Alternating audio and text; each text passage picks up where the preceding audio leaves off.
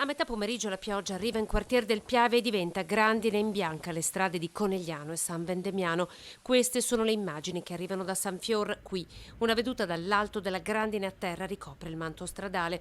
A Valdobbiadene, se la pioggia va e viene, bastano pochi minuti per far tremare il terreno ancora una volta alle Mogliani di Guia. La frana, venuta giù con il maltempo della scorsa settimana, torna a muoversi. Così tra Guia, ecco un ramo del torrente Raboso, San Giovanni e San Vito, dove la terra è lambita da corsi d'acqua costantemente monitorati dalla Protezione Civile.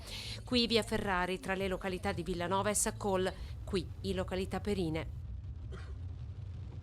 20 minuti di grandine anche a San Vendemiano, agricoltori con il fiato sospeso. A far paura sono le grandinate, i danni a vigneti, frutteti e seminativi sono in via di quantificazione, soprattutto nella zona del Coneglianese. E se le strade, la viabilità è stata ripristinata già nel primo pomeriggio di oggi in tutta la Marca, sono sotto controllo. I tecnici della provincia di Treviso sono alle prese ora con le infiltrazioni negli edifici scolastici.